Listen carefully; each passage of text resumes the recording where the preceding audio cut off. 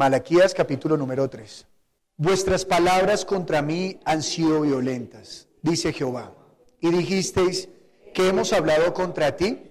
Habéis dicho, por demás es servir a Dios, que aprovecha que guardemos su ley y que andemos afligidos en presencia de Jehová de los ejércitos. Decimos pues ahora, bienaventurados son los soberbios y los que hacen impiedad, no solo son prosperados, sino que tentaron a Dios y escaparon. Entonces los que temían a Jehová hablaron cada uno a su compañero, y Jehová escuchó y oyó, y fue escrito libro de memoria delante de él para los que temen a Jehová y para los que piensan en su nombre. Y serán para mí especial tesoro, ha dicho Jehová de los ejércitos, en el día en que yo actúe, y los perdonaré como el hombre que perdona a su hijo que le sirve. Entonces os volveréis y discerniréis la diferencia entre el justo y el malo, entre el que sirve a Dios y el que no le sirve. Oremos pidiéndole al Señor que nos dé el discernimiento entre lo bueno y lo malo. Dios y Padre, damos gracias, Señor, por hoy permitirnos congregar en este lugar. Te pedimos, Dios, que tú seas dándonos hoy o ayudándonos, Señor, a que nuestros oídos sean sencillos, Dios, que nuestro corazón también sea sencillo para poder escuchar la palabra, Dios. Hoy te pedimos, Dios, en el nombre de Jesús, que en mi boca mane la vida, que no hable, Señor, mi corrupción, sino que hable en mí, Señor, tu palabra, que hable en mí, Dios bendito, tu bondad, Señor, que salga de mí el agua que da vida, esas aguas vivas broten de mis labios, y que esa agua halle reposo en cada uno de los que están oyendo, Señor, para que haya salvación y para que la iglesia sea edificada, Dios bueno. Ayúdanos a discernir entre lo bueno y lo malo, Dios. Ayúdanos, Señor, a conocer qué está bien para ti, Señor, y qué es lo que está mal, Dios bueno. Alúmbranos con tu luz es bendición, tu luz es la vida, bendito Padre. Así que enséñanos, Dios. Oramos, Padre, como tú nos enseñaste, que cuando oremos, oremos así. Padre nuestro, que estás en los cielos, santificado sea tu nombre, venga tu reino, hágase tu voluntad, como en el cielo, así también en la tierra. El pan nuestro de cada día, dánoslo hoy. Perdona nuestras deudas, como también nosotros perdonamos a quienes nos deben. No nos metas en la tentación, mas líbranos del mal, porque tuyo es el reino, el poder y la gloria por todos los siglos. Amén. Gracias. Por favor, tome asiento.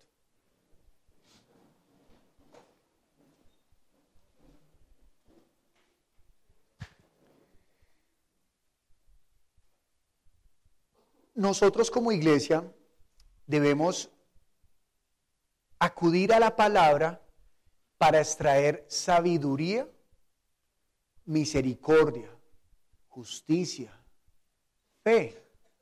Y todas las cosas que nosotros aprendemos de Dios, Dios las ha manifestado para que aprendiéndolas de Él, nosotros podamos colocarlas en práctica.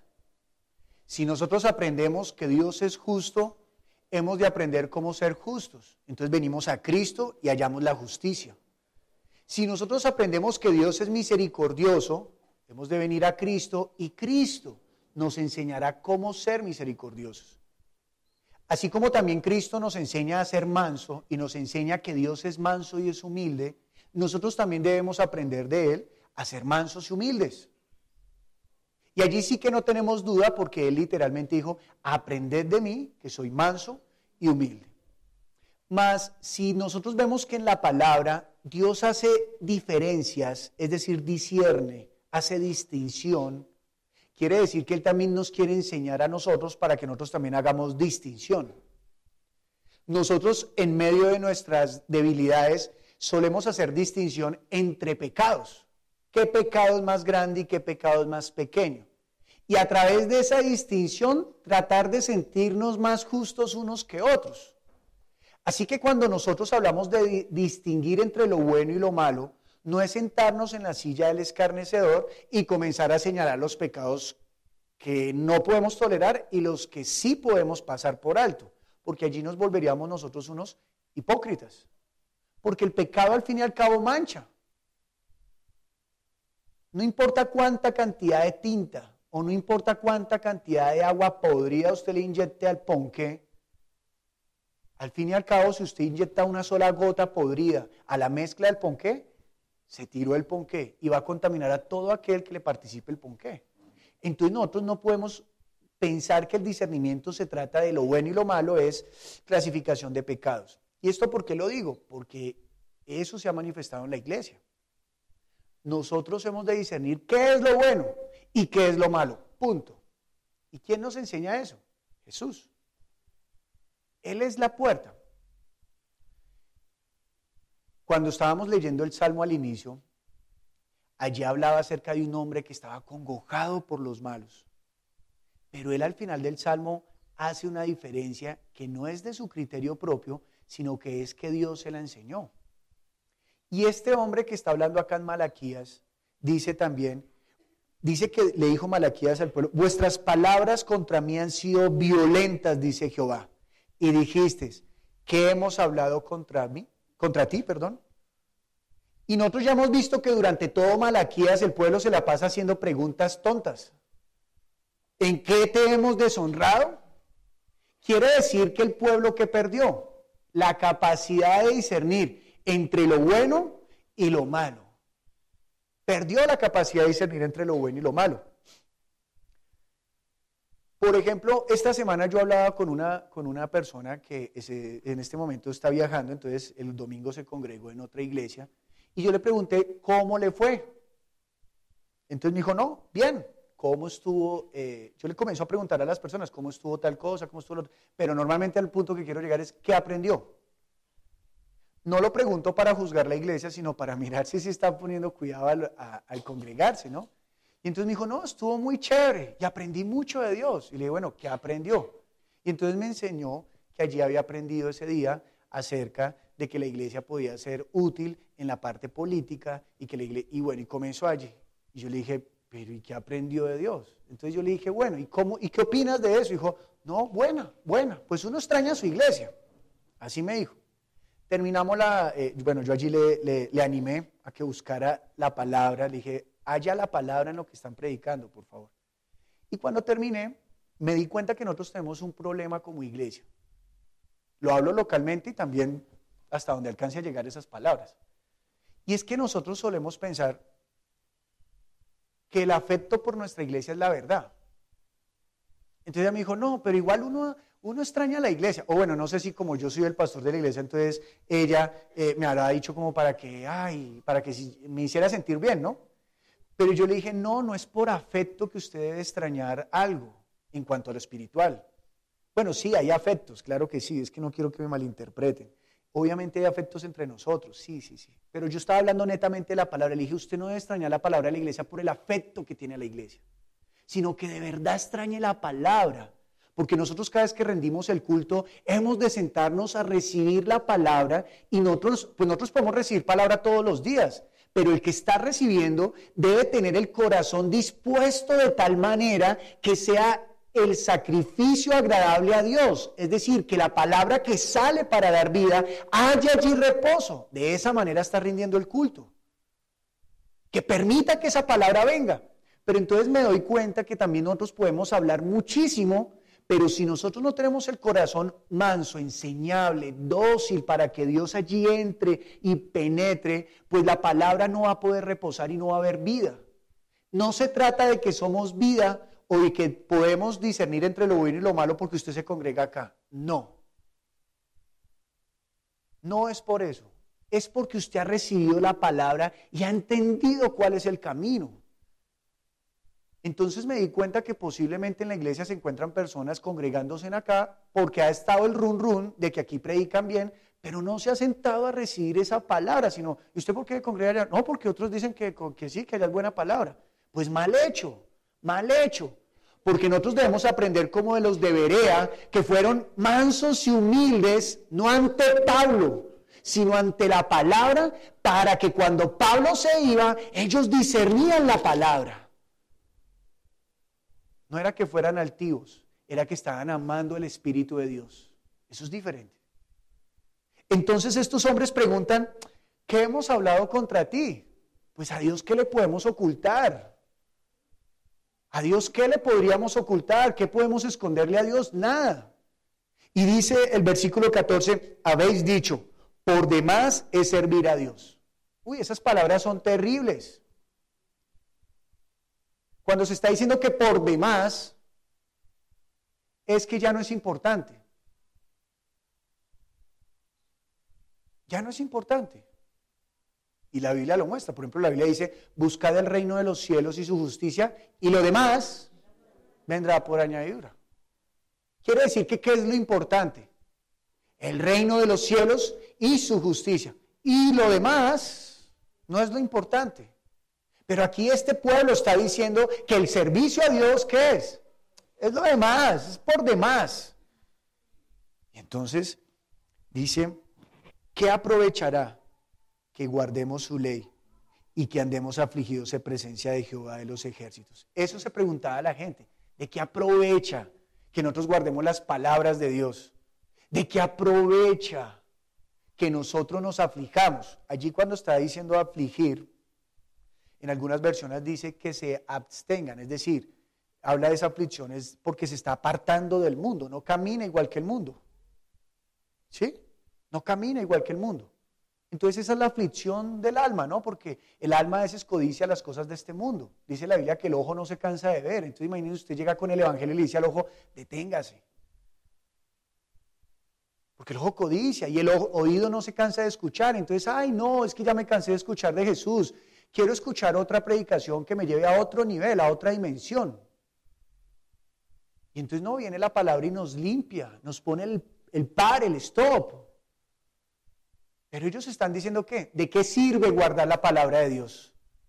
¿De qué sirve afligirnos? ¿De qué sirve coaptarnos de querer vivir para el mundo, sino que queremos vivir para... De eso no sirve de nada, por demás está servir a Dios. Y el versículo número 15 dice, decimos pues ahora, bienaventurados son los soberbios. No es que diga Dios, ellos, esos malvados dicen eso. Bienaventurados son los soberbios y los que hacen impiedad. No solo son prosperados, sino que tentaron a Dios y escaparon. Ellos perdieron el discernimiento. Ellos están evaluando su servicio a Dios porque están viendo a los demás. En la época de Malaquías, el pueblo no estaba en su época dorada como lo fue en la época de David. Que los reyes venían ante David y antes no le decían, no esperaban a que David llegara allá, sino venga, venimos a servirle a usted porque sabemos que usted es el ungido de Dios. Gentes que ni siquiera fueron judíos, israelitas. Y ante Salomón también vinieron reyes y dice que durante su reinado hubo paz. Ellos están pensando que ese es el bien, que eso es prosperar.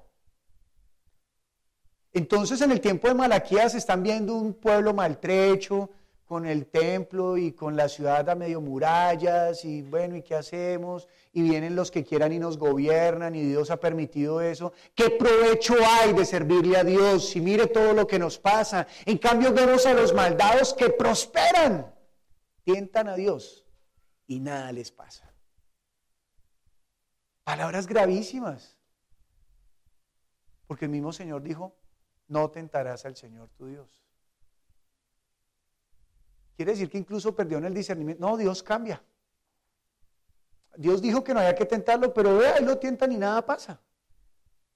Pues hay algo que nosotros debemos distinguir en este momento y es lo siguiente. Ese versículo 14 donde dice, habéis dicho, por demás es servir a Dios, ese es el mismo sentir que tuvo el enemigo, el diablo, Satanás, el enemigo. Él tenía, primera de Pedro dice, que aquellos ángeles que perdieron su dignidad, que no guardaron su dignidad. ¿Cuál es su dignidad? El lugar que Dios les había dado para que sirvieran. Pero Satanás lo tuvo en poco. Y a los otros que engañó, también tuvieron en poco ese servicio. Entonces, ¿a qué se dedicaron? A armar su propio reino. Ya no recibieron al Señor, valga la redundancia, como Señor. Tenga usted siempre presente esto cada vez que le ore a Dios y le diga Señor. La palabra Señor indica dueño. Así que cuando yo le digo, Señor Jesús, ¿qué le estoy diciendo? Que yo le pertenezco a Él, que Él es mi dueño y que lo que Él diga para mí es mandato. Entonces los ángeles dijeron, ¿qué va? A nosotros no nos importa ya esta dignidad que nos dieron. Abandonaron su dignidad. Por lo tanto, fueron encerrados en lugares de oscuridad. Ahora estos hombres que están sirviendo, ahora están ¿qué? Abandonando su dignidad. ¿Quién les otorgó esa posición? Dios. Y la iglesia no está lejos de ello. Primera de Corintios habla que algunos que dijeron, yo quiero ser nariz, y el que era oído, yo quiero ser ojo, y el que era ojo, yo quiero ser nariz. ¿Qué están despreciando? Su lugar de dignidad. Están por demás está este servicio. Yo quiero uno mejor. Y cuando alguien piense así, lo que está sucediendo es que en su interior está comenzando a formar ¿qué? Su reino. Entonces nosotros no podemos permitir que suceda eso. Pero a Dios gracias, su palabra viene y nos limpia siempre. Siempre. Y gracias a Dios, Él no cambia y Él mantiene su discernimiento como limpio, intacto. Y mire lo que dice el versículo número 16. Entonces los que temían a Jehová hablaron cada uno a su compañero, y Jehová escuchó y oyó, y fue escrito libro de memoria delante de él para los que temen a Jehová y para los que piensan en su nombre. ¿Qué hicieron los que eran piadosos, los que tenían temor de Dios? Animaron a su hermano, hablaron entre ellos. ¿Y qué se propusieron? Mire cómo dice bonito el texto. Hablaron cada uno a su compañero, y Jehová escuchó y oyó, y fue escrito libro de memoria delante de él para los que temen a Jehová y para los que piensan en su nombre. ¿Qué hicieron ellos? Ellos comenzaron a pensar en Dios. ¿Cómo sabemos lo que hablaron? Pues por lo que nos está contando que oyó Dios, o por el motivo por el cual está diciendo que va a escribir un libro de memoria. ¿Qué es un libro de memoria donde están escritos quiénes? Los que temen a Dios. ¿Y los que qué? Los que piensan en su nombre. ¿Quiénes son los que piensan en su nombre? No son los que la pasan por ahí, Jesús, Jesús.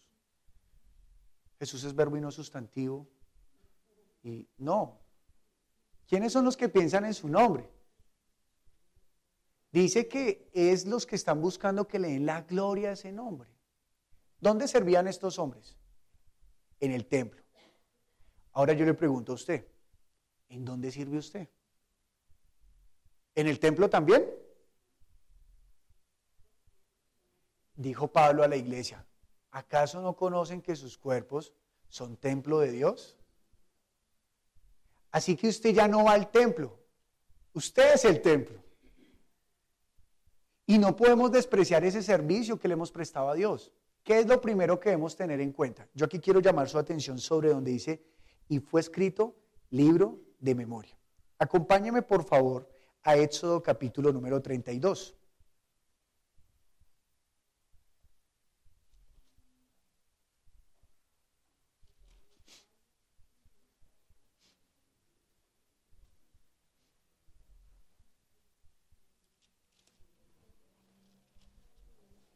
Éxodo 32 es un pasaje muy conocido porque allí es el famoso becerro de oro. Y allí es donde uno encuentra cosas cómicas, ¿no? Como por ejemplo, Moisés le preguntaron, ¿y qué pasó con esto, no? Y la respuesta que está escrita en la palabra es, no, nosotros echamos las joyas al fuego y salió este becerro. ¿El becerro salió del fuego? No. ¿Sabe de dónde salió el becerro? Del corazón del hombre. Cuando yo conocí al Señor, yo predicaba terrible. Mi esposa casi me termina por eso. Predicaba horrible, horrible. Ella llegó al Evangelio no porque yo le hubiera predicado, sino cuando decidí callar, llegó. Entonces, que Dios me tenga casos por misericordia. Y entonces yo llegué y yo un día llegué a la casa y estaba empecinado en romper todo lo que fuera en contra de Dios. Y no rompí, pero sí comencé a esconder cositas. Escondía. Pero luego cuando comprendí que los ídolos no se le... O sea, antes de que algo suceda físico, ya sucedió en lo que no se ve. ¿Sí? ¿Es claro eso? Cuando una persona se bautiza en agua, ¡ay, nació de nuevo! ¡No! Cuando una persona llega al agua es porque en su interior ya pasó, ya hubo. Así que si usted se va a bautizar para nacer de nuevo, no. El bautismo, todo lo que usted hace físicamente es porque ya pasó adentro. Ay, ¿por qué él predica? ¿Por qué él sale a las calles y predica? Porque ya pasó adentro. ¿Qué pasó? Hubo vida. Y entonces este pueblo levantó un becerro, pero no había sido nada que Dios los había sacado de Egipto, de donde habían muchos más dioses. Y entonces Moisés les dice esto en el versículo 30. Y aconteció que al día siguiente dijo Moisés al pueblo: vosotros habéis cometido un gran pecado, pero yo subiré ahora a Jehová. Quizá le aplacaré acerca de vuestro pecado. Quizá le aplacaré acerca de vuestro pecado. Entonces volvió Moisés a Jehová y dijo: te ruego, pues este pueblo ha cometido un gran pecado, porque se hicieron dioses de oro, que perdones ahora su pecado, y si no, ráeme ahora de tu libro que has escrito. Moisés está aquí hablando de algo. ¿Qué está hablando en común de lo que vimos en Malaquías? De un libro está hablando, ¿no? Y entra todo chacho delante entra todo seguro, todo convencido de que él puede llegar a decirle a Dios: bueno, bórreme del libro. Porque él lo está haciendo ¿para qué? Porque está hablando por su pueblo, ¿no? Porque él es mediador entre Dios y el pueblo. Ahora, ¿cuál es nuestro mediador? Jesús. Por la ley, Moisés es el mediador. Incluso por la ley hay dos mediadores, ¿no? Entre Dios y el pueblo. Los ángeles y luego Moisés, ¿no? Moisés dio la ley al pueblo, los ángeles le dieron la ley a Moisés, y etc. Pero nosotros ya no tenemos un mediador que sea externo a Dios, sino que Dios mismo se ha puesto por mediador nuestro. Y entonces Moisés entra y le dice a Dios: Dios, ráeme del libro. Y dice el versículo número 33. Y Jehová respondió a Moisés: al que pecare contra mí, a este raeré yo de mi libro. Es decir, Dios no va a borrar a cualquiera del libro, ni tampoco cualquiera va a estar inscrito en ese libro, sino ¿quién es el que está allí? ¿El que no peca? Mire lo que dice. Y Jehová respondió: al que pecare contra mí, a este raeré yo de mi libro. Según ese texto, el que queda en el libro es el que no peca. Complicada la cosa. Versículo número 34. Ve pues ahora, lleva a este pueblo a donde te he dicho: he aquí mi ángel irá delante de ti, pero en el día del castigo yo castigaré en ellos su pecado. Y Jehová hirió al pueblo porque habían hecho el becerro que formó a Aarón. Entonces dice: ve pues ahora, lleva a este pueblo a donde te he dicho: he aquí mi ángel irá delante de ti, pero en aquel día del castigo yo castigaré en ellos su pecado. ¿Cuál fue el pecado de ellos? Dice el versículo 35. Y Jehová hirió al pueblo porque habían hecho el becerro que formó Aarón. ¿Cuál es el pecado que está hablando aquí? Tener otros dioses. ¿Cuál es el primer mandamiento de la ley de Dios, de los 10 mandamientos de Dios? No tendrás dioses ajenos delante de mí. Y nosotros tal vez podríamos llegar a pensar, como está hablando allí Malaquías: ay, mira que vemos a los soberbios y ellos prosperan. ¿A quién están sirviendo los soberbios? A otro Dios. ¿Y a quién podría comenzar a servir la iglesia? A otros dioses. Y entonces dice Daniel que sería el momento en el cual sería la abominación desoladora en la iglesia. ¿Por qué? Porque dice que en donde se debería estar rindiendo culto a Dios, se le está rindiendo culto a la criatura.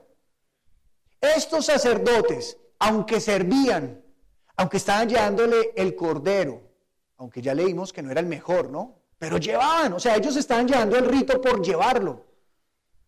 Pero Dios aquí nos está exhortando a algo, a que Él, primero que todo, ¿qué estamos aprendiendo de Él? Que Dios se hace distinción entre lo bueno y lo malo.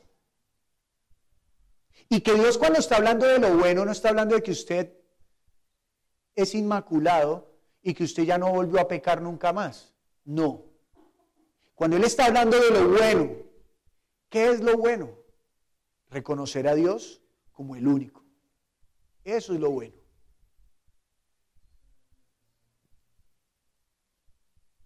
Maestro bueno, ¿por qué me llamas bueno? Solo hay uno bueno y está en los cielos. Solo hay uno bueno.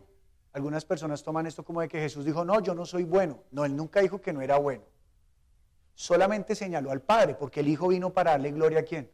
Al Padre. Entonces por eso Él no dijo, ay, sí estás en lo cierto, yo soy bueno. No, porque entonces estaría dando gloria. Pero el Hijo vino a darle toda la gloria al Padre. Así que, ¿cuál es el pecado? No reconocer al único Dios verdadero. ¿Cuál es la vida eterna? Que te conozcan a ti, el único Dios verdadero, y a Jesucristo a quien has enviado. ¿Quiénes son los que quedarán allí en ese libro escritos? Los que permanecen fieles a ese nombre, los que han reconocido al único Dios verdadero.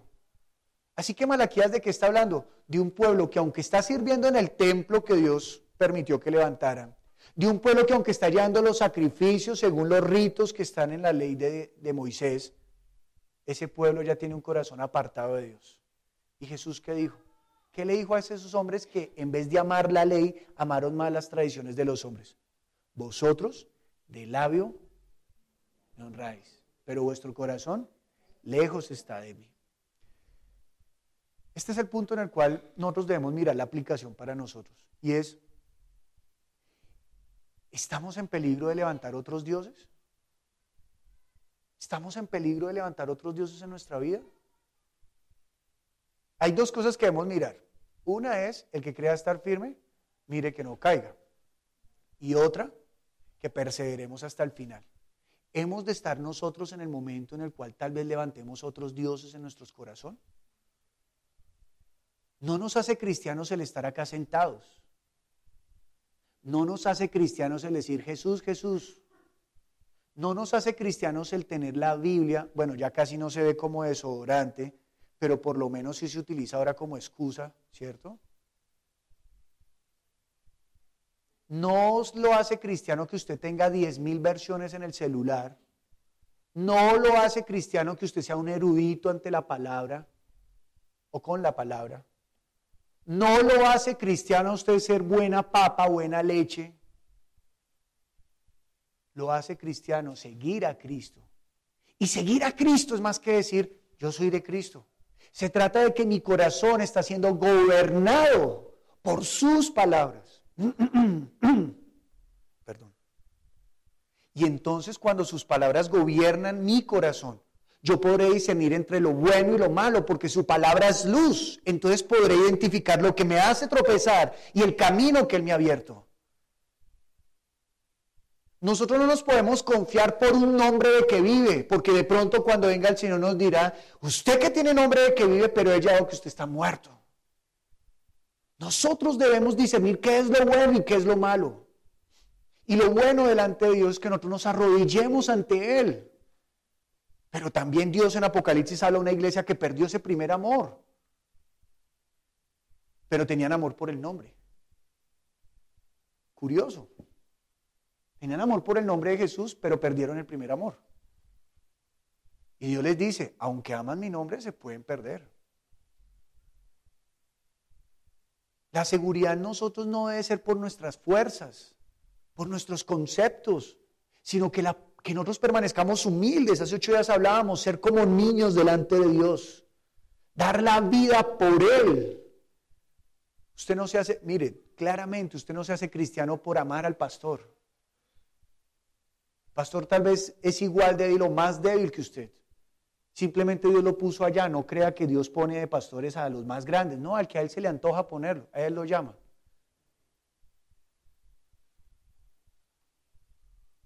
Tampoco usted se hace cristiano porque su mamá y su papito lo traen con todo amor, o su esposo y su esposa lo traen con todo amor. No. En nosotros ha de haber la luz del Evangelio. No sea que seamos hallados falsos testigos. Mire lo que dice en Malaquías, mire cómo termina este texto que acabamos de leer. Malaquías capítulo 3, versículo 17 dice, y serán para mí especial tesoro. ¿Usted sabe qué significa ser el tesoro de Dios?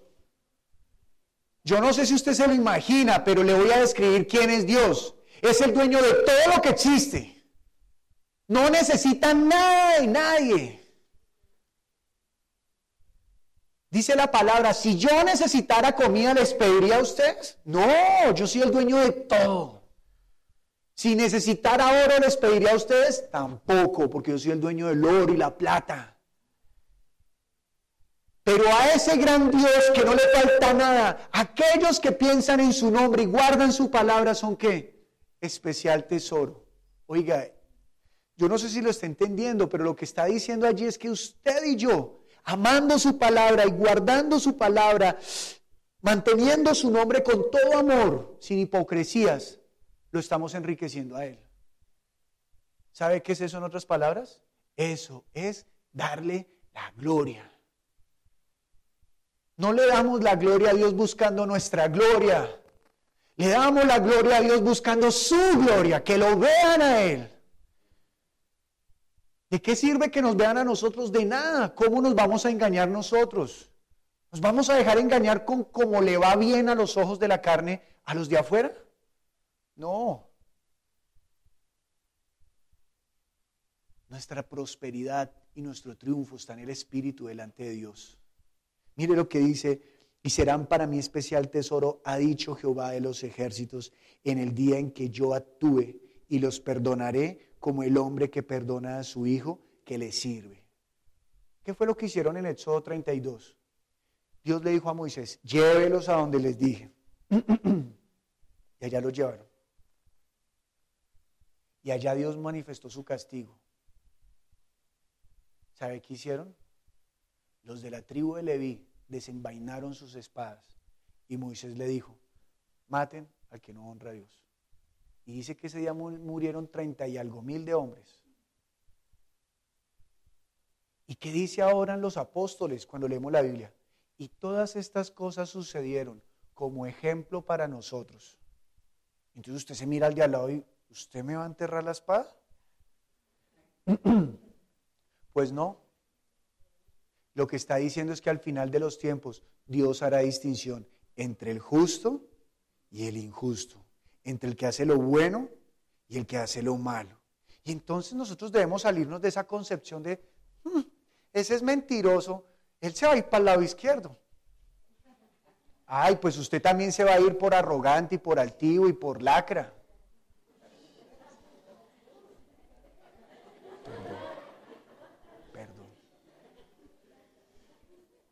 Claro, porque a usted que lo hace mejor. Solo hay una cosa y ni siquiera nos debe hacer pensar que somos mejores. Y es Jesús. Jesús. Por eso si nosotros negamos a Jesús y lo cambiamos por otros dioses, malvados somos. Luego, ¿qué otro Dios se ha acercado a nosotros como este Dios se acercó a nosotros? ¿Acaso los otros pueblos no envidiaban a Israel? ¿Y qué decían los otros pueblos? Ningún otro Dios es como el Dios de Israel, que pelea por ellos. Y nosotros todavía estamos pensando en que la pelea de Dios por nosotros es, Señor, que mi empresa triunfe para que yo triunfe más que los perversos. Y entonces la empresa triunfa y, ay, soy más que vencedor. Dios peleó mi batalla. ¿Sabe cuál es su batalla? Que usted tenía que haber pagado el precio por el pecado. Pero Dios vino y peleó su batalla y lo hizo ahora más que vencedor en Cristo Jesús. Y todos los que creen que Él es su Dios, Él ha peleado su batalla. Así que ya pasamos de muerte a vida. Porque en Adán morimos, pero en Cristo somos vivificados. ¿Cómo hemos de adorar a otro Dios? ¿Cómo hemos de tener en poco el servicio a Dios? ¿Cómo? No hay ningún argumento para despreciar el servicio que Dios nos ha demandado. Ahora nosotros somos sus reyes, sus sacerdotes, hemos de publicar las buenas nuevas donde quiera que vayamos y entonces seremos ese especial tesoro. A mí me parece muy grande, repitiendo las palabras de hace 8 días, que habiendo sido yo un trapo de inmundicia delante de Dios, ahora yo sea el que soy un tesoro para Él. Eso no lo hace sino el amor y la misericordia de Dios. Y no es que Él ame el mugre, sino que Él transformó lo que estaba sucio, lo limpió y ahora lo ha hecho vivo, lo ha hecho vida. ¿Entiende quién es usted? Eso es a lo que la gente se debería referir cuando dice usted es grande en las manos de Dios. Y no que le pinten pajaritos de multitudes, emisoras y canales televisivos para que usted sueñe y piense que va a ir a otras naciones, sino que usted ahora en Dios es vivo, útil para Dios. A veces nos demandamos más por ser útiles para el mundo. Ay, que mi jefecito se sienta contento con mi trabajo. Ay, sí. Y si medio me hace así, entonces ya, ay no, la embarré, y se achanta y se va para el trabajo. ¿Y por qué no nos pasa lo mismo con nuestro Señor? ¿Por qué? Cuando preparamos un alimento queremos que todos estén agradados. ¿Por qué no preparar lo mismo, nuestra vida, el servicio a Dios para que Él se sienta agradado? Eso es culto, amado. Eso es darle la gloria a Él. No perder de vista cuán amor nos ha mostrado Él, que ahora somos útiles para vivir para Él. Y dice el versículo número 18, entonces os volveréis y discerniréis la diferencia entre el justo y el malo, entre el que sirve a Dios y el que no le sirve. Esto es bello. Y quiero terminar leyendo un texto que leímos hace 8 días. Lucas capítulo número 10.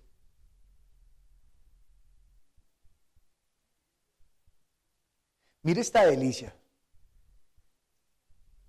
¿Qué significa el libro de la vida? Pues el libro de los que están vivos. Eso es todo. ¿Sí? Para que le quite todo el misticismo que le ponen a esas cosas raras que a veces se encuentran. ¿Y por qué 7 sellos? ¿Y por qué no eran 8? ¿O por qué no eran 6 y medio sello? Pues no, lea la palabra y véala como está ahí. Y entonces dice Lucas capítulo 10, versículo 17 al 20. Volvieron los 70 con gozo diciendo, Señor, aún los demonios se nos sujetan en tu nombre. Yo le pregunto una cosa, ¿los demonios se sujetan a Satanás?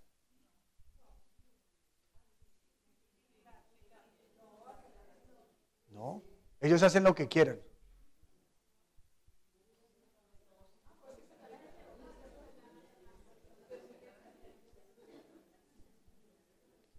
Volvieron los 70 con gozo diciendo, Señor, aún los demonios se nos sujetan en tu nombre. Una cosa así rápida es, los demonios son espíritus que no se arrodillaron ante Cristo. Usted dirá, pero los demonios sí se arrodillaron. Sí, pero estamos hablando mientras esa persona vivía. Por eso después de que usted se muera ya no hay brille para él la luz perpetua. No, eso ya no. Brille para él la oscuridad perpetua. Ya eso no sirve. El vasito de agua debajo de la cama no nos sirve. La golpeadita ya en la tumba no sirve. Esa persona ya acabó su oportunidad de conocer a Cristo. Ya no hay, rueguen a Dios por nosotras que nosotros rogaremos por ustedes. No sirve. Entienda, no sirve la oportunidad mientras estamos vivos. Así que los demonios son aquellas personas que vivieron toda su vida, bueno, tal vez no toda su vida, pero que cuando murieron estaban sujetos al dominio de Satanás. Y vivían por los deseos de él. Ciegos, pensando que, ay, los malvados están prosperando, entonces seamos como ellos, para donde va Vicente va toda la gente. No. O como alguien me dijo alguna vez, pero si allá se congrega la mayoría de gente, usted me está diciendo que la mayoría está equivocada. Sí, pues es que a Jesús no lo hicieron las mayorías. Pues cuando les dio comida, sí. Pero cuando les habló la palabra dijeron, uy, dura es esta palabra, y se fueron. La iglesia es manada pequeña, punto. ¿Qué hacemos? Entonces dice acá, y los demonios se nos sujetaban en tu nombre. Y les dijo, yo veía a Satanás caer del cielo como un rayo. Entonces, no es que usted se imagine a Satanás como cuando Superman entra por la estratosfera cayendo, no. Sino que lo que el Señor está diciendo es que le perdió la autoridad a Satanás. ¿Cómo perdió la autoridad? Porque nadie tenía un nombre tan poderoso que pudiese chocar la autoridad de las tinieblas y echar fuera a los demonios. Nadie podía tener la palabra que limpiara. Pero ellos están reconociendo algo. Señor, en tu nombre se sujetaron. Y el que dice, sí, yo vi cómo Satanás perdía la autoridad. Yo lo vi. Pero él les dice algo importante. ¿Ellos en qué ya están pensando? En su nombre. En tu nombre, y ahora dice el versículo 19, versículo 18, yo veía a Satanás caer del cielo como un rayo. He aquí os doy potestad de hollar serpientes y escorpiones y sobre toda fuerza del enemigo y nada os dañará. Imagínese esa autoridad. ¿Usted tiene esa autoridad o la tenía antes? ¿Había alguien que la tuviera? Nadie. Aquí no está hablando de escorpiones, no es que ahora se vaya al de un desierto y encuentre un escorpión y a ver, no. Está hablando es de la obra de Satanás. Y dice que entonces lo hollaremos. Lo hollaremos. Es decir, nosotros somos los que... Dice que las puertas del Hades no prevalecerán contra la iglesia. Nosotros somos los que entramos allá. Ellos son los que nos temen. ¿A quiénes? A los que guardan su palabra y piensan en su nombre. Esos que morirán. Y al final de los tiempos serán abiertos los libros y los que tienen vida estarán en ese libro, en el libro de la vida. Entonces les está diciendo, ahí saben que no solamente los demonios, también ustedes, entonces, sobre toda fuerza del enemigo, y nada os dañará. Pero en el versículo 20 les dice, pero no os regocijéis de que los espíritus se os sujetan, sino regocijaos de que vuestros nombres están escritos en los cielos. Entonces, ¿qué es lo bueno? Reconocer a Dios como Dios único, ¿no? Dios bueno. No se claro, lleve la señal. Bueno, es que usted ni siquiera tiene que llevar las señales. Si usted predica la palabra buena, dice que Dios lo respaldará a usted con las señales, los prodigios y los milagros. Dice que en Marcos 16 dice que los discípulos salieron entonces predicando y Dios los acompañaba con señales, prodigios y milagros. Entonces usted simplemente preocupa por llevar la buena palabra y ahí va a orar, va a orar, va a orar, va a orar. Por ejemplo, antes de comenzar el culto me comentaron lo siguiente. Se fue a orar por una persona por una incomodidad en el cuerpo. ¿Entonces quiere que ore por usted por esa incomodidad? No, quiero que ore por mí. ¿Usted sabe qué significa eso? Significa que está pensando en qué. Ya no está pensando en lo que le moleste. No está pensando sino que está pensando en lo más valioso. Es decir, que el reino de los cielos se está acercando a esa persona. Ahí. Pues qué importa que usted llegue hacia el cielo, lo importante es que entre con su espíritu. Perdóneme el mamarracho que hago, pero ¿me entiende? No sé si me está entendiendo. Es Señor, tú eres mi Dios y no hay nada que me podrá apartar de ti. Aunque entre tuerto, manco, cojo, Señor, pero tú eres mi Rey y te serviré eternamente. Eso es hacer lo bueno. Eso es hacer lo bueno.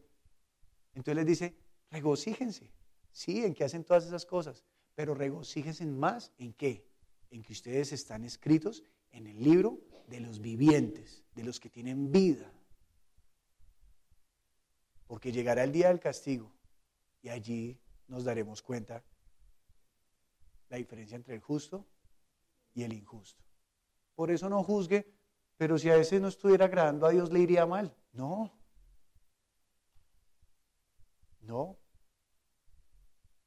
¿No ha visto que hay gente que tiene cáncer y se mueve y hace? Pero cuando llega el día de la verdad, vea, vamos a donar los órganos. No, está podrido por dentro. No sirve. Entonces lo mismo. Puede que se muevan, hagan, pero espiritualmente están separados de Dios. No tienen a Jesús, sus palabras que son la vida del hombre. Así que nosotros hemos de aprender a discernir entre lo bueno y lo malo. Y nos vamos a proponer mejorar ese discernimiento. Que la palabra sea nuestra luz. Que atesoremos la palabra de verdad. No que nos hablen simplemente Jesús y, ay no, predicaron bien. No, que aprendamos. Desde la oración, pasando por la alabanza, pasando por la ofrenda, pasando por el saludo fraternal, hasta la palabra y la oración de clamor al final, hemos de aprender a discernirlo bien. Bien. Y entonces en los grupos de estudio predicaremos bien. Y en las calles predicaremos bien. Y todos aquellos que piensan en el nombre de Dios y guardan su palabra serán especial tesoro para Dios. Así que si usted está escribiendo allí, le propongo 2 títulos para este mensaje. Discierna entre lo bueno y lo malo o sea especial tesoro para el Señor.